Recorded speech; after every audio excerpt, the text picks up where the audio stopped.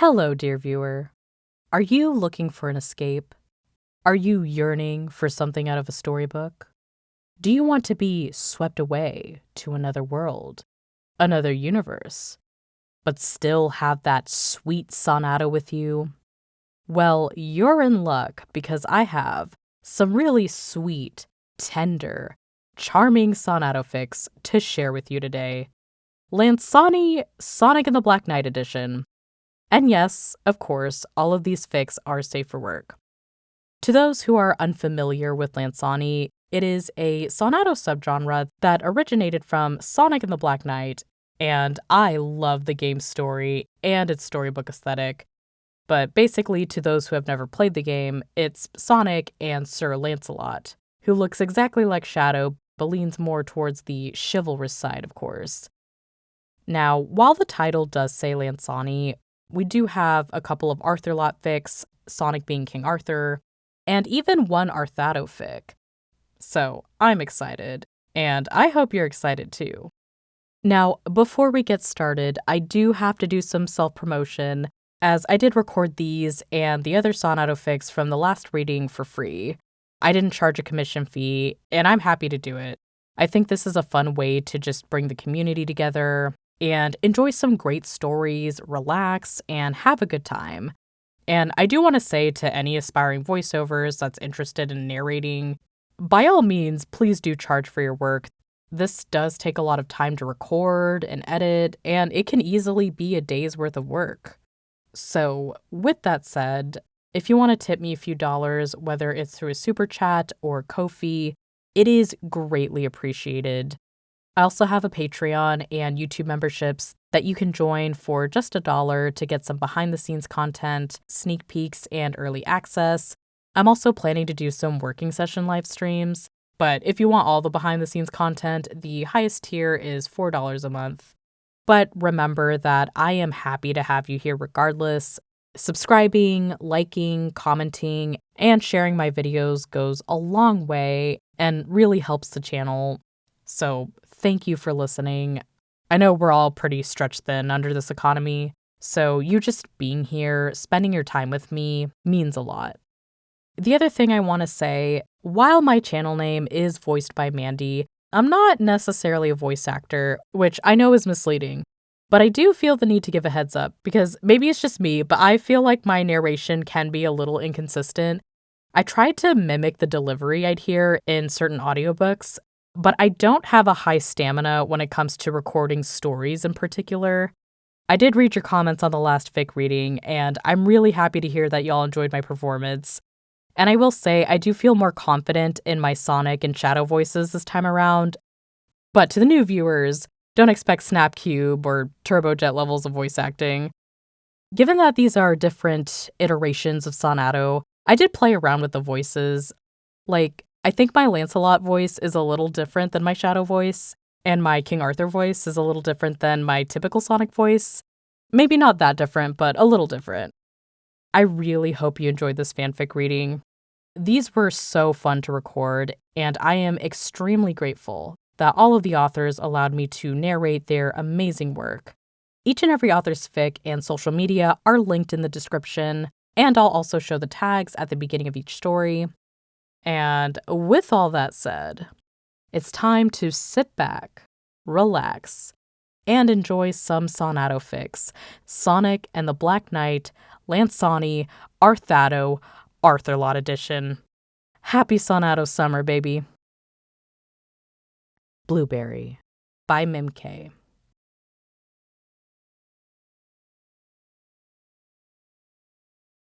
It's important to make the difference between blueberries and pokeberries. Blueberries help fight off inflammation. Pokeberries, on the other hand, are highly toxic. However, it's easy to tell them apart. See? You just have to look at the shape of the leaves. Lancelot stopped speaking, just for a few seconds, and then groaned. He did not need to turn around to recognize a kind of lull between them. And indeed, if Sonic was looking in his direction, his eyes stared at something else, straight through him, as if he had been nothing but aghast. "You're not listening, sir," he stated plainly. The blue hedgehog jumped out of his daydream. Sorry. A small chuckle escaped his lips. Evidently, he was more apologetic that he had been caught. Lancelot shook his head. He was not a teacher. He was a proud knight of the Round Table, a soldier, and he sorely lacked the patience necessary to give botanic lessons, even more so when his student was a new king of Logris, who seemed to actively try to unmemorize as much as possible. The knowledge of herbs and their properties he should have been taught in childhood. It was ridiculous. I was just thinking, Sonic admitted. You don't have the same voice. The knight crossed his arms. Myself and Shadow, the blue hedgehog clarified, sheepishly rubbing the back of his neck. You know, that guy from my homeworld who looks like you. Your voice is not the same. Yours is softer. Soft? Him? Lancelot lowered his head, muzzle against his chest, painfully missing his helm to hide his face. Obviously, if even his tongue was losing its sharpness in times of peace, how was he supposed to handle Arendite? Damn Sonic. His shamelessness was as much a blessing for Logris as it was a curse for his knights. If Sonic had seen anything, he said nothing. I was wondering if he had the same voice before. You miss him, Lancelot remarked. I guess I do, Sonic shrugged. I don't know. When I see your face, I mean his face, well, that's probably super weird to you. It is strange, Lancelot admitted, turning around so that the hedgehog could not see the blood rushing to his naked cheeks. Not to know if you truly harbor feelings for this shadow, or for myself, but it doesn't matter to me. I was made to love my liege, after all. Lance. Which is why, Lancelot cut in, pressing a blueberry against Sonic's lips. I need you to listen to these lessons, so you don't carelessly poison yourself. Yeah, Sonic laughed, one finger pushing the little fruit away. I get it. Okay, I'll listen to you now, promise. The knight nodded. He did not believe it for a second, and the moment he started his lecture again, he heard an ostensible yawn behind his shoulder, but he smiled for himself. Yes, he was made to love his liege, unconditionally. The flaws were just part of the package. And again, that was Blueberry by Mimca, or Mim for short. Oh my gosh, this was such a cute read. First, I want to say, not that accurate characterization is the end-all be-all for a good fic. It's okay to write something a little out of character. But I feel that Mim really captured Sonic and Lancelot's relationship and character traits really well. And I could just picture this taking place after the game, and Sonic doesn't have a way to get back home, so he's just hanging around Lancelot, and Lancelot is just perplexed at how little his new king knows about the world. Such a fun, charming story. It had me smiling all the way through. You can follow Mimca on Twitter and Tumblr under the name Mimcanary. Sunlight by Annuska.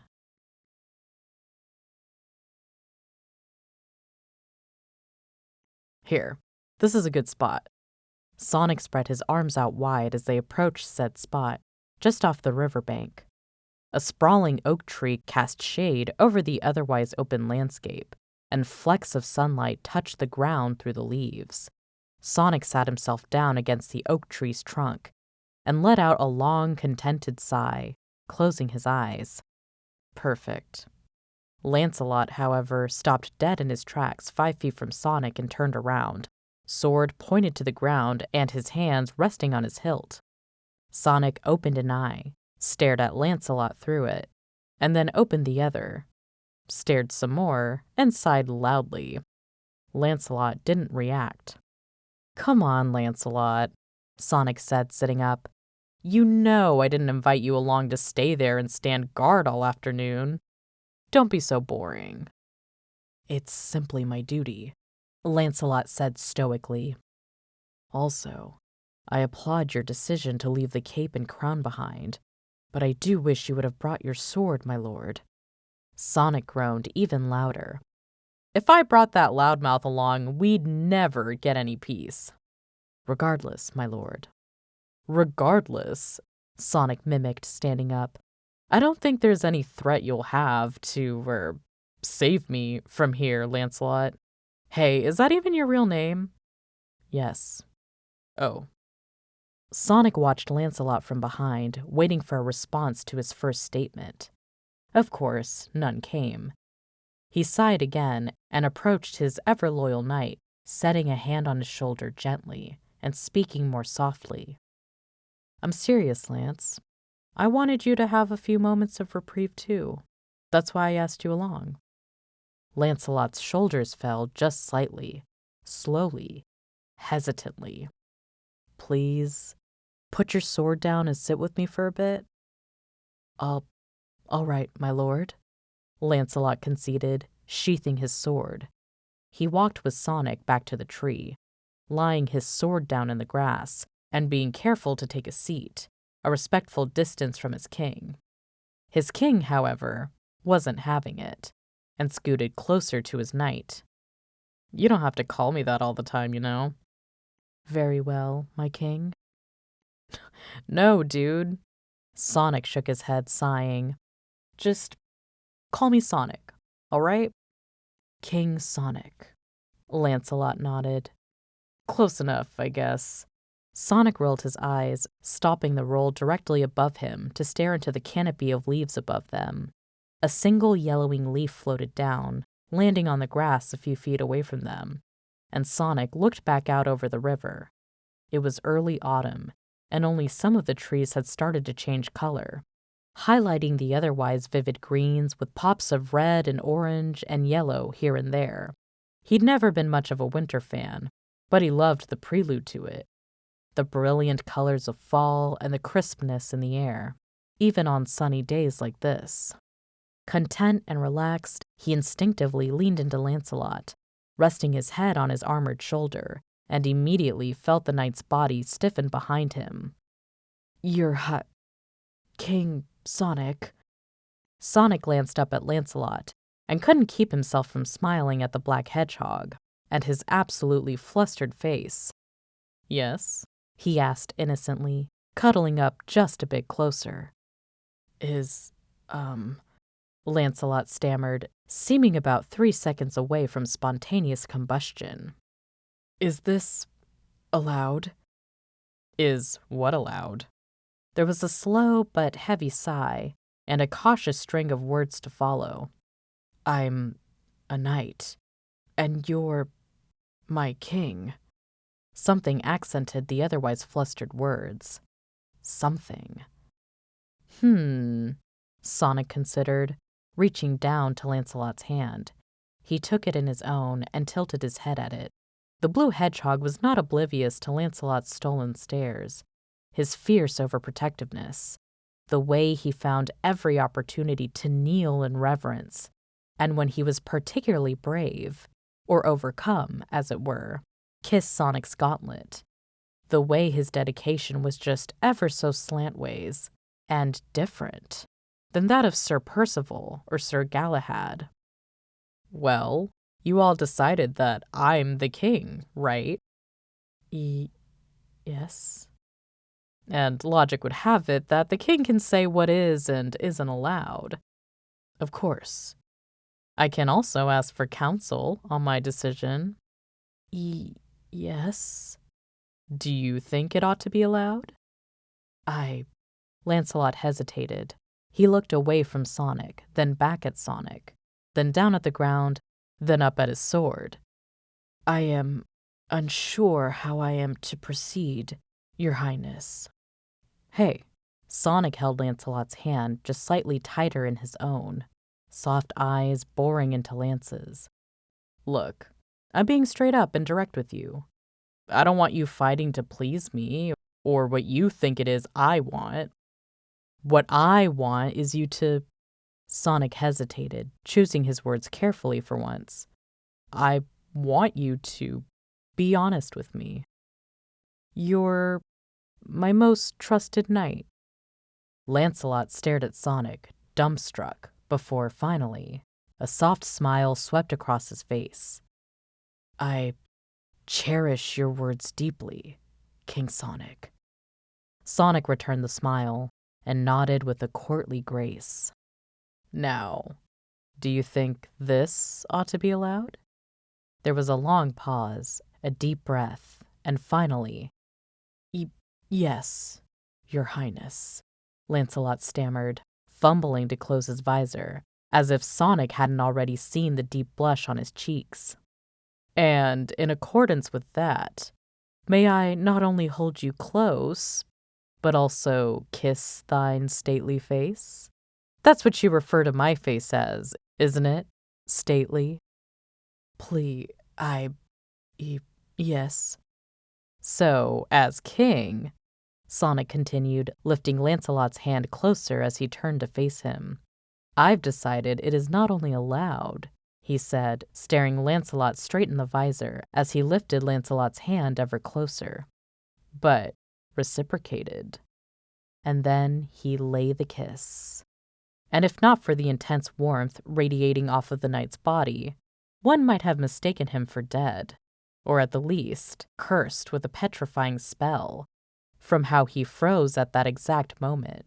And Sonic would have been lying if he said he didn't greatly, immensely enjoy it. But Sonic wasn't a liar, and so he let the giggle out audibly as he leaned over to dismantle Lancelot's helmet. You really don't need this huge piece of junk obscuring that stately face either. Have I told you how much I love when you say that? It's really cute. Your Highness. I know. It's just chivalry. Sonic grinned. That means something way different where I'm from. Kind of funny, actually. Sonic finally eased up, letting Lancelot's hand down and pulling away from his flustered face. He could see the cogs spinning in the black hedgehog's head, about to spark and catch fire from moving too fast. He sat and waited for the figurative steam to dissipate before speaking again. Thanks a bunch for your counsel. Sonic paused, watching Lancelot run a hand through his quills, before smiling, softly now. I'm serious, though. You don't have to hide your feelings behind that helmet, or your knightly duties, even if it is cute. Lancelot cleared his throat and finally spoke. Well, thank you, Sonic. You're welcome, Lance. Sonic winked. Now, can we just enjoy this shade and the river? Together. Of course, my lord, Lancelot says. And this time, Sonic let it slide, because he couldn't deny that it felt pretty nice to have his knight's arm wrapped around him protectively as they lay under the shifting sun and shade of a sprawling oak tree. And that was Sunlight by Annuska. I was grinning from ear to ear, reading, recording, and editing this. I love how flirty Sonic is and Lancelot's reactions, but I also really enjoyed those little moments of softness, and I thought it was so sweet when Sonic told Lancelot that he's his most trusted knight. Aww. Annuska has a lot of great Sonadow fics you can read, and I really love their Singularity fic. You can also give them a follow on Twitter under the name Lesbian Blaze. Love that. But they are more active on Blue Sky under the name Serthio, as well as Tumblr under the name White Jungle. Now we're going to deviate a little bit from Lansoni and read an arthurlot fic. Clandestine by Smash50.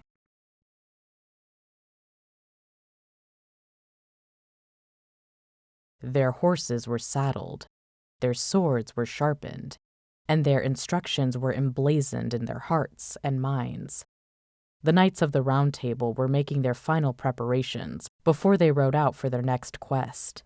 The roads ahead had many splitting paths, promising an adventure for every turn taken. and so it was with diligence that every knight made sure they were prepared before setting off. Sir Lancelot stood with Sirs Gawain and Percival, each finalizing their plans and preparations, searching for any holes in each other's lists, as well as their own, when a familiar-sounding gust of wind tickled his ear and sent his heart into disarray.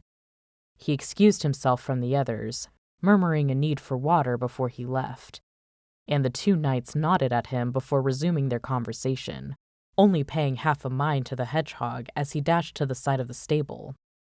Sure enough, a figure was standing there, wrapped haphazardly in a cloak, but as soon as Lancelot stepped into view, he marched forward, the hood slipping down to reveal brilliant blue spines and eager green eyes.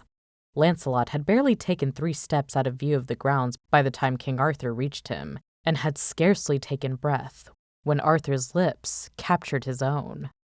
The effect was immediate. Lancelot's legs felt weak as his arms wrapped around his king's waist, drawing him in close, their heads tilted into an uncomfortable angle from the sudden closeness, but neither seemed to mind. Their clandestine kiss lingered, hidden from the world, filled with all the care and tenderness they could muster in a single gesture.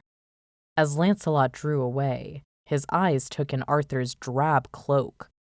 The cloth barely covered his royal attire, but Arthur insisted that it worked wonders whenever he needed to sneak out. The crown was missing from his head, and Lancelot certainly could have berated Arthur over leaving such a priceless piece out of sight. Instead, he said, "I thought you had a meeting this morning." Arthur grinned at him, his verdant eyes crinkling at the corners as they did, whenever he was particularly pleased with himself. "I did," he affirmed. "However, I told them that I needed to take a break to relieve myself." "It does not take so long to use the chamber pot," Lancelot pointed out. "Perhaps," Arthur agreed with a soft hum before pressing his lips to Lancelot's cheek. "But you mustn't forget, I am very, very fast. To run down here took mere seconds." Lancelot's sigh was stolen from him as Arthur's lips pressed once more to his cheek, and then again to his lips. The knight's eyes slid shut, and his hold on his sovereign tightened, and the knight nearly swooned as the king murmured to him, "I will happily face the wrath of my advisers if it meant a moment with you." A moment was all they had, and Lancelot made the decision to cherish it. He cherished the warmth of Arthur in his arms, the lingering feeling of Arthur on his lips, the scent of Arthur that was left behind on his person as they reluctantly broke their embrace. "You'll be back soon?" Arthur asked in a whisper as he pulled his hood back up, hiding that glorious visage that Lancelot so adored from view. And Lancelot, unable to help himself, knelt down before Arthur. "Lance," Arthur began, sounding exasperated, but his words died on his tongue as Lancelot took his hand in both of his own and kissed it tenderly, in a promise that was recognizable as a knight's, and yet intimate enough to be understood as a lover's. "I swear," Lancelot murmured, caressing the golden gauntlet in his grasp as reverently as he would something holy, "that not a day will pass without me trying my hardest to come back to you." He lifted his head, tilting his neck back uncomfortably, all to make sure that his face was not obscured by his visor, and that Arthur could see his eyes. "I will not be able to truly rest until I'm back by your side." From underneath the king's hood, Lancelot saw a flush of scarlet. "Gods, Lance," Arthur whispered, and Lancelot couldn't help but crack a small smile before lowering his head to kiss his hand once more. The sounds of horses whinnying had both hedgehogs scrambling apart, but Arthur managed to sneak one final kiss before pushing Lancelot's visor back down. "Go on," he whispered before dashing back to the castle. "Make me proud, ultimate knight." "I shall," Lancelot whispered back, his reply lost to the wind, but he still walked back out from the side of the stables in high spirits. After all, even a clandestine goodbye from Arthur was worth more than all the glory in the world. And that was Clandestine by Smash 50. Oh, this story had me kicking my feet like a little kid. I really love Arthur and Lancelot's dynamic. I love how Arthur is really cheeky like Sonic, but also how tender he is. I loved all of it. But I think my favorite part is when Arthur tells Lance that he'd happily face the wrath of his advisors if it meant getting to spend a moment with him. Ugh, my heart. As you may have noticed in the title, it says Chapter 10. This is actually a part of Smash's Stories from Avalon series, and it's basically Sonic and the Black Knight, arthurlot prompts they get from Tumblr. I went back and read the first 2 chapters so far, and it is so good. I highly, highly recommend checking it out, and I am so excited to read more. Aside from AO3, you can also follow Smash 50 on Tumblr under the name Team X Dark. Up next, we have an Arthurlot fic. That's right, Shadow and King Arthur. Let's fucking go. Yours, If You So Wish It, by Damnitd.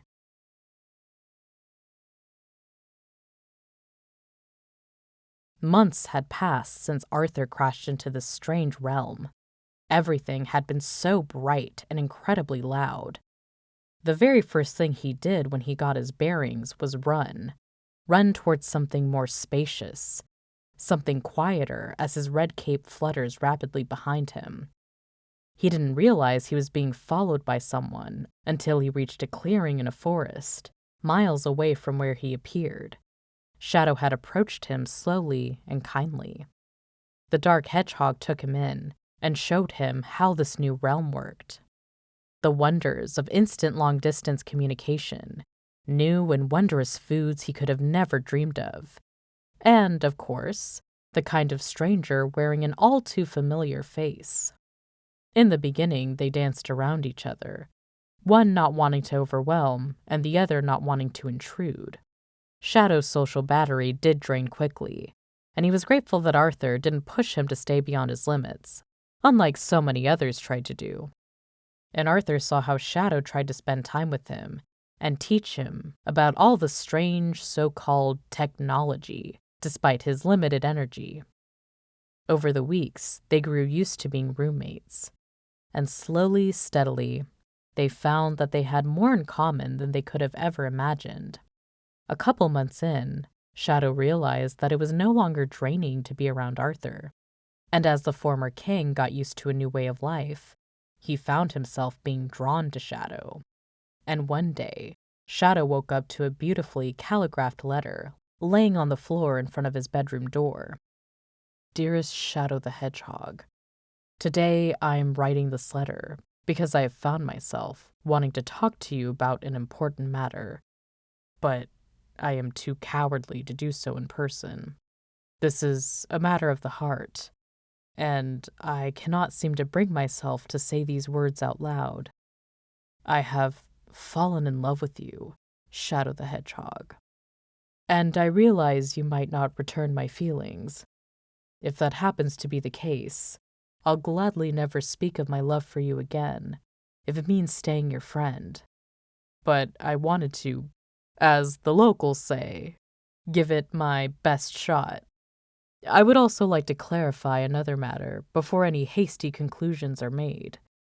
When I first arrived in this realm, you were my first good experience, a kind and gentle stranger comforting me in this extraordinary world when I was lost and confused.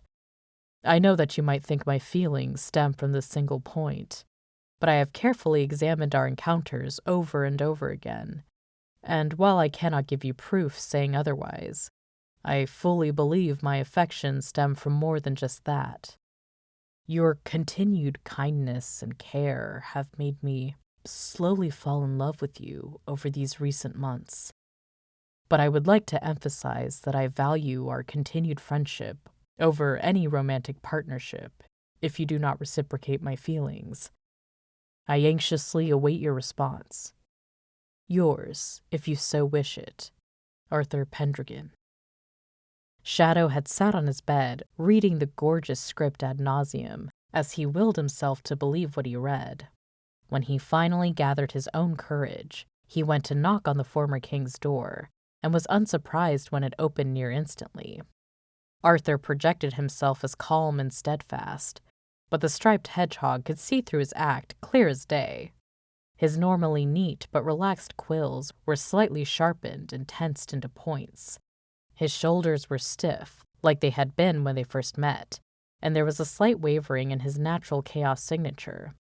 And Shadow knew his own body also betrayed his nervousness in his own way. Arthur was uncannily adept at reading the untold language of faces and bodies. Determinedly, Shadow lifted the letter he had clutched in his hands and felt his throat close on him. No matter how badly he wanted to voice his reciprocation, he couldn't make a sound. Feeling the panic rising in his chest, he pleaded with his eyes to have Arthur understand him. His heart stopped for a split second as their eyes met, and the dreaded feeling of panic almost crescendoed over him. But then Arthur's eyes softened, and a tentative smile crept onto the king's face, and the roar of blood and the erratic thumping of his heart in his ears dissipated. Arthur's hands came to cover Shadow's, and they stepped into each other's space. And then Arthur bent down the slightest bit until their lips met softly, and Shadow felt the kindling inside him ignite. The forgotten letter fell from his hands as he pulled Arthur closer until their bodies were flush, and the flame inside came to a roaring blaze, and Arthur was so taken aback that he gave himself over to his equal for just a little bit. He relished in the unbridled passion that poured from his companion, and then he returned that ardor tenfold. They pushed and pulled at each other, neither willing to break away.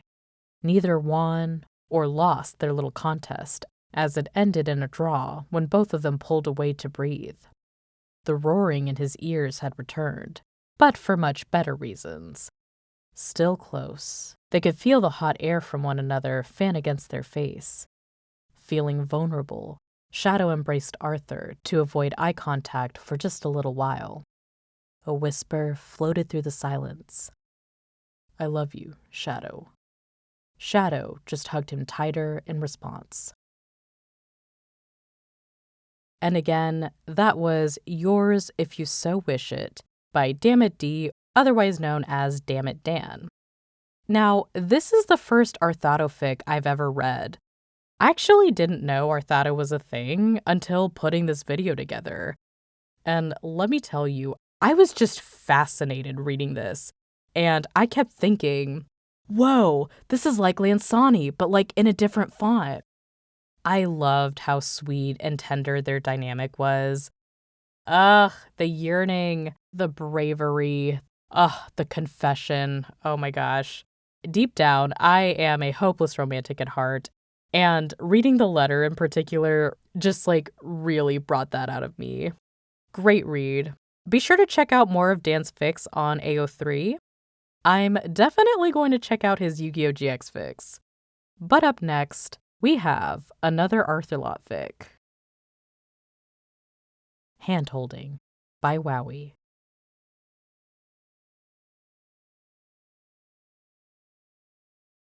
Lancelot stared at his hand, feeling the remnants of warmth tingling in his palm and up his individual fingers. Not too long ago, he was holding hands with someone he held in high regard, but they had to take care of diplomatic matters. Normally, he would have accompanied the other, but he had his own responsibilities to tend to. However, his mind couldn't focus on them. He was still too fixated on the prickling warmth left behind. He had held hands with others before, really just his adopted son, Galahad, but even then, it happened only on special occasions. Whenever he held hands with this person, it felt like electricity would be sent from his fingertips, rush up his arm, and bring heat to his cheeks. He was thankful that his visor often obscured his face and his true feelings. But this partner would always see through, See how much impact he had on the night. Lancelot thought it was embarrassing at first, but he quickly found himself basking in this show of comfort. He didn't think he would ever enjoy holding someone else's hand like this. It was different when it came to him. Are you all right? Are you still here with me? I'm here. I'm with you, always. I love you. The last one may be a step too far, though, but he felt loved nonetheless. Those phrases would come to mind whenever their hands came together. They had been through so much together. They witnessed tragedies together, participated in many battles together, fought each other even, and still managed to support each other, even through thick and thin. And despite all that, they have now found solace in each other's company. Now was a time of peace, but work was still demanding and overwhelming. The kingdom was only beginning to find its footing after gaining its true and just king. So there was much to be done. The kingdom would mature and prosper. No, it will flourish. That would only mean more work and less time spent together. Lancelot couldn't help but want to take this important person away from all this, just so that they could finally focus on each other, finally do more than hold hands in secret and reciprocate longing gazes from across rooms. But that would be too selfish. They didn't have time to be selfish. They had real matters to take care of that couldn't wait. Their budding relationship could wait. He had to stay strong and support his king for however long it took, even if it meant having to accept just holding Arthur's hand for the rest of his life, to ensure his beloved that he would be there to support and guide for as long as he was needed. Once again, that was Handholding by Wowie. This story really struck a chord with me. I felt that I could relate to Lancelot, having these romantic feelings for a person, but you're currently not in a position to be with said person for one reason or another. I feel like Wowie really captured that unwavering yearning for someone and how badly you want to be with them and fantasize about running away with them. But you can't lose focus and you have other priorities, like your career or paying the bills or other factors going on in your life. So I really felt that to my core. Beautiful story. You can follow Wowie on Twitter, Blue Sky, and Tumblr. And now, we have our very last Lansoni fic. A Dragon by Sonysakura.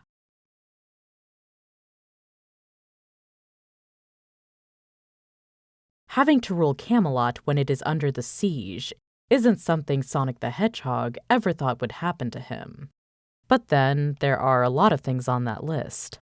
Defending a castle which is completely unprepared for a long blockade, in terms of resources, isn't even the first. It is the most people relying on him at once in one place, probably, though. Sure, there was a whole planet a few times, but something is different here.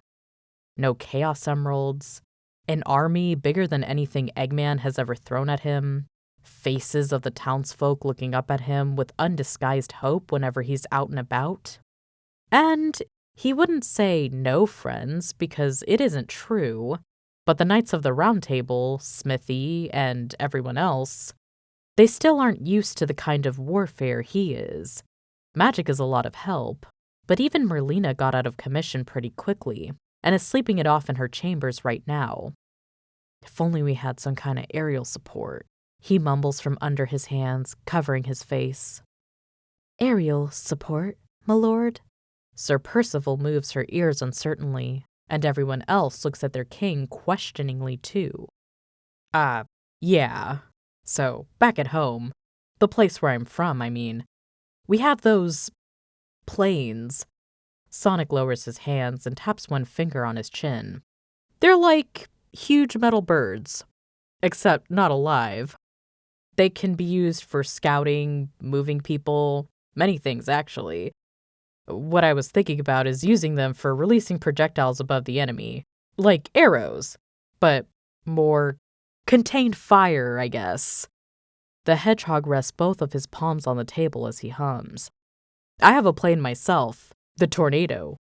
I wish she were here. For a moment, it looks like Sonic is far away, drawn to his other world, as his eyes gain that fond but slightly melancholic expression. Well, it doesn't matter. A big flying creature that spews fire sounds like a dragon, The young voice of a bee page interrupts. It isn't the first time the little one snuck into the grown-ups' company, so the king only chuckles. I suppose so. They are pretty heavily armored, too. However, I don't think dragons are particularly interested in helping Camelot. Or anyone. Most dragons. The knights turn to Sir Lancelot, who has been standing slightly in the back, silent until now. At present, though, he is wearing a thoughtful expression on his face. He raises his eyes to his king, and his gaze is very serious, even more than usual. My lord. And this time, the blue hedgehog's face falls slightly, the reaction Percival's address didn't get. If I were to say there's a dragon, would they be sufficient for that aerial support? If they're close at all in appearance and size to the dragon from the Misty Lake, and can breathe fire, Sonic returns to tapping his fingers in thought. Yep. You aren't insinuating, you know. Sir Percival frowns. Ah, Lady of the Lake.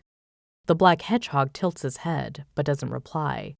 He just looks at his sovereign again. You will have a dragon, if you would follow me. Always, Lance. Sonic grins, like it isn't supposed to be the other way. Percy, Gawain. They descend the stairs, leaving the rest of the knights to discuss other potential strategies, and walk a few minutes to a courtyard that they suppose is big enough for a dragon, but still far from the more populated parts of the castle. Will this be safe for them? Sonic might have defeated dragons before, but if they're to be an ally, he doesn't want them hurt. Actually, now when he thinks about it, he feels like he needs to make it up, apologize, to the Misty Lake Dragon. The hedgehog's sure by now she was simply defending her territory. For now. The Ultimate Knight nods and unexpectedly begins taking off his armor. He starts with his spalders for the ease of movement, then unstraps the plates covering his spines and carefully pulls off his helmet. When Lancelot grunts as he reaches behind for the clasps on his back spines, Sonic finally comes out of his stupor and jumps to help. And it's a testament to how weird this whole situation is, that the knight doesn't protest his king attending to him like his squire. The other two watch on, still bewildered. Is it... Sir Gawain clears his throat. Is it to show peaceful intent? He turns to the lavender cat by him, who looks back. Do we need to... No, just don't come too close, the dark hedgehog says, then quietly thanks the blue one, and continues to his forearm guards and gauntlets himself, leaving only the gold bracelets on. This is the most naked Sonic has seen him, and more than that. At this point, it is the most naked he's seen a shadow. He can already feel his ears burn. Lancelot doesn't stop there, though. He bends down to unbuckle and take off his greaves and his sabaton shoes and then straightens, now completely bare. Sonic chokes a little and, to avoid staring, quickly looks up just in time to catch something that makes his blush give way to paleness. Lancelot puts his left hand on his right wrist, and a distinctive click can be heard. Quick like the wind that gave name to his knight title, the blue hedgehog grabs the other's hand between his, firmly holding onto the bracelet before it can come off. No! His horror-filled voice echoes off the castle walls. No. What? Percival and Gawain look shocked too, and Sonic figures they don't know the significance of the golden rings. But even they must have never seen their fellow knight without them. Or maybe there's no significance to them in this world? Still, he would not take such a risk. The striped hedgehog, however, isn't surprised as he slips his left hand out from under his and lays it on top of them.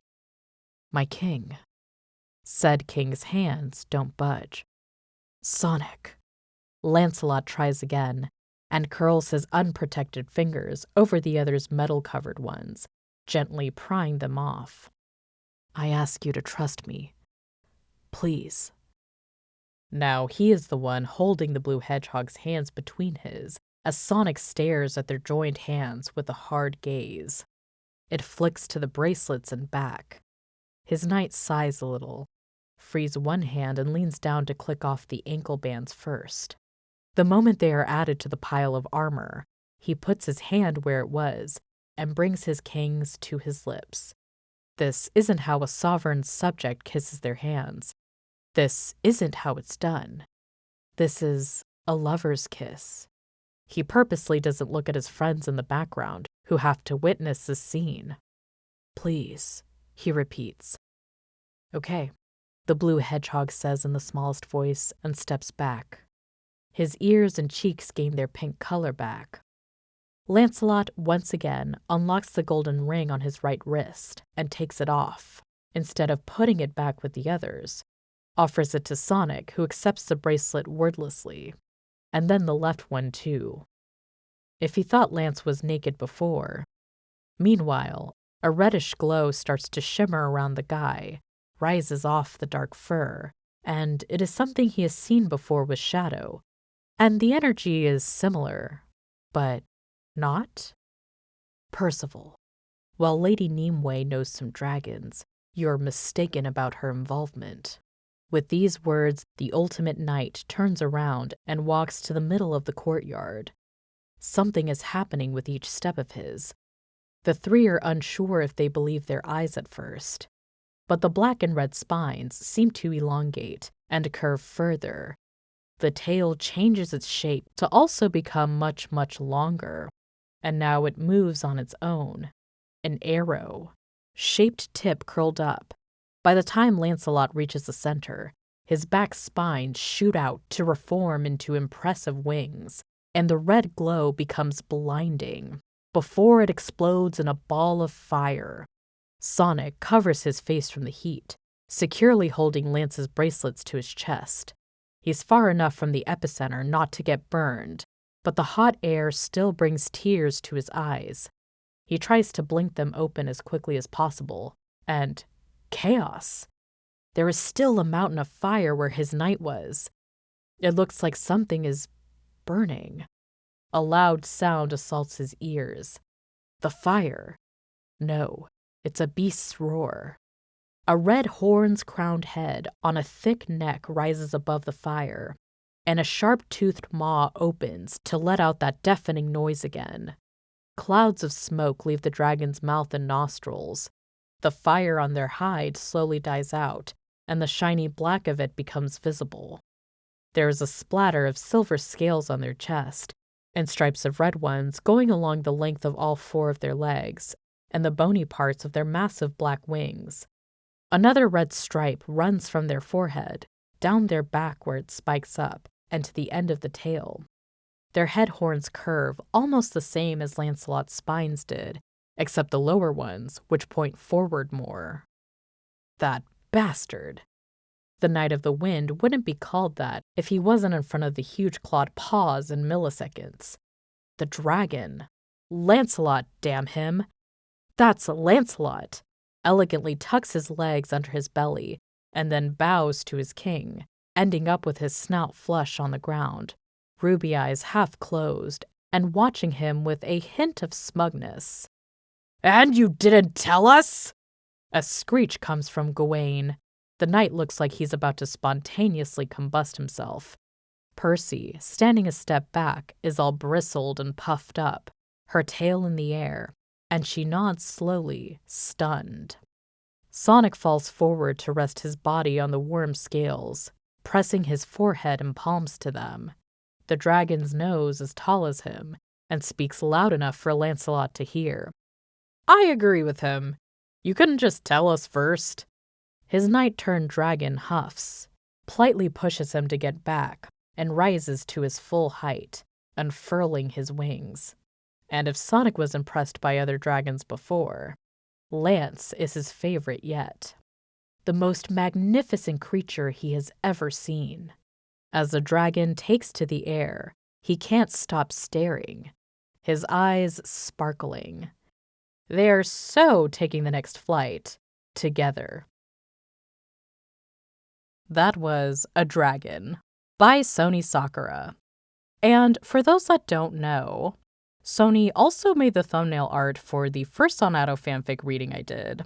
They're just a person of many talents. This was an experience, not just to record, but reading it the first time. Like, oh my god, that dragon transformation, reading through it, it was like you knew something was going to happen, but you're like waiting in anticipation to find out. Lancelot is not a dragon slayer. He's a dragon that slays. Ugh, this was such a fun read. You can give Sonysakura a follow on Twitter, Tumblr, and Blue Sky. I also really want to thank Sony for helping me coordinate these fanfic readings and spreading the word of this Sonadow summer event. Both videos would not have happened without them, so everyone say thank you, Sony. And of course, thank you to all of the authors for trusting me with their work and allowing me to narrate it. I really hope I did every single fic justice. These were a treat to read, and it was such a delight to make both fanfic videos. To every writer and artist watching, thank you for being brave and putting your stuff out there, because it is scary when you first start. I encourage everyone to keep writing, keep making art, keep creating, especially in this battle against AI slop. What you have is real and impactful, so don't let the fear of being cringe stop you from your passions. I've said it before, and I will say it again. By the end of the day, we are all going to die, and that's it. So you may as well spend your life doing what you want and what makes you happy.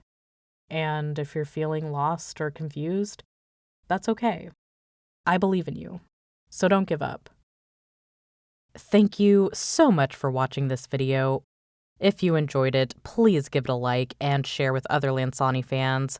Please go support the writers, follow them on social media, leave them a kudos. I also wanted to shout out and thank CloudyShxne for making the gorgeous thumbnail of this video. I really wanted the thumbnail to look like a page out of a storybook, not only to match the Sonic and the Black Knight aesthetic, but also to tie it back to the book that Sonic was reading in this fanfic thumbnail. See, this is what I mean when I say that I try to sneak in little Easter eggs for future videos. Now go watch my older videos and tell me if you found any Easter eggs. But anyway, Cloudy really nailed that aesthetic, and it is just so pretty to look at. I love Cloudy, and I especially adore her Mephiles and Infinite art. Big props to her being a traditional artist. And I know that both traditional and digital artists have their set of challenges, but I feel like with traditional art, I feel like there's this added pressure of not screwing up. But even when a mistake happens, you just have to roll with it and adapt. And also having to restock on supplies, and that can easily add up. So I think it's really inspiring. You can follow CloudyShxne on Twitter and Blue Sky, as well as Instagram under the name WastingCloudy with an X. Thank you again for watching. Still more to come for Sonadow Summer 2025, so I'll see you soon. But for now, I think it's time for an intermission.